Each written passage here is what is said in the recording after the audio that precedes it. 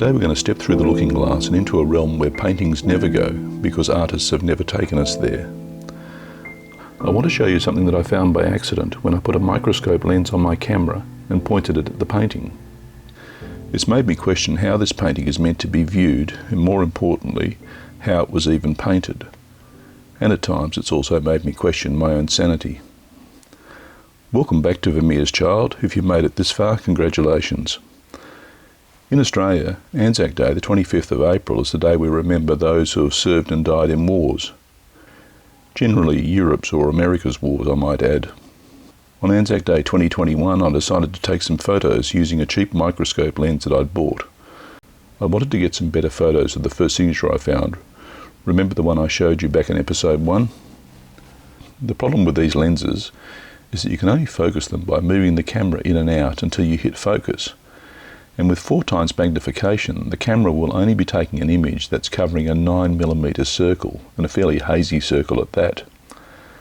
Now the painting's 410mm wide and 510mm high, so the circle that it's taking is only about 1/3 of an inch, so it's really easy to have trouble finding your target. My first photos missed the target completely, but I was stunned to see that I'd shot something far more interesting. I've shown you what Vermeer's signatures looked like on the 2/3 of his paintings that are signed, but he also signed his name on a few business documents, and that signature is quite different. Just before we look at Vermeer's signature in detail, look at the signature of his wife Katharina Bollnäs. She writes with a beautiful, bold, educated, confident hand, in fact far more so than that of her husband. If you're looking for the strength that buttressed Vermeer's career, I doubt you need to look much further. When it comes to Vermeer's signature, I want you to note the form of the J, with the knob at the bottom and the way the top kicks up. The O is very faint on the right-hand side. There's a loop on the top of the H, which slants to the right, and the A has a very clear form. What I'd found when I misaligned the lens was some tiny writing, almost certainly a name. The first letter is a J, with distinctive knobs at the top and the bottom. The next letter is unclear but has a curved left side. And then there's a loop of a letter up high, but the bottom half of it can't be made out. And then there's a very clear letter A, and the next letter I think is an M, into which an N is presumably joined. I don't think that there's any doubt that this name reads Johann. Then if you look to the right of the large central letter, there are 2 yellow E's, the first one being very faint, and the R is difficult to see, but it is there. So let me introduce you to what I believe is the writing of Johann Meer.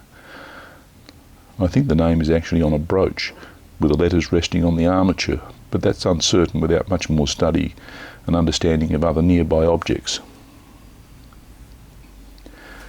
But there's a problem with this name, and it's a very small problem. You see, I calculate that the length of the name is 6.5mm from the J to the R. That's 8 letters, including a large first and central letter, in 6.5mm or 1/4 of an inch. It means that each letter is less than 0.8 of a millimetre. Most of the letters are taller than their width, so some are a couple of millimetres tall, but the whole thing frankly is impossible, and yet there it is. With better lenses I did get some better photos, but the improvement was marginal because we're shooting through dirt and old varnish. But finding the name does something else. It adds weight to the date that we found back in episode 2 of 1655. You see, the signatures that I've shown you of Vermeer and Katharina were from a document signed in 1655. Later in his life, Vermeer signed his name using the Latinised form of his first name, as on this document. Now some of you might have wondered why I didn't just get the painting cleaned. Everyone's seen the videos on YouTube where a painting arrives in the studio, gets the once over under an ultraviolet light, and then out come the Q-tips, loaded with solvent. They're guaranteed to clean off only the dirt apparently, and a special solvent that only removes old varnish and doesn't affect the oil paint. Well, having stripped many painted and varnished objects, I just don't buy that. Sure, if you knew an oil painting was completely dry before it was varnished, and that can take years, then it's probably possible to remove varnish without affecting the paint at all.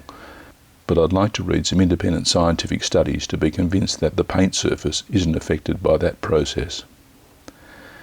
And that might be okay if you're cleaning up a painting of Granny's head and you're pretty certain that's all that's in the painting. But if this painting has letters written on it that are less than 1 millimetre wide, everything, every lump and bump and squiggle becomes suspect. So how do you clean something when you don't know what it is?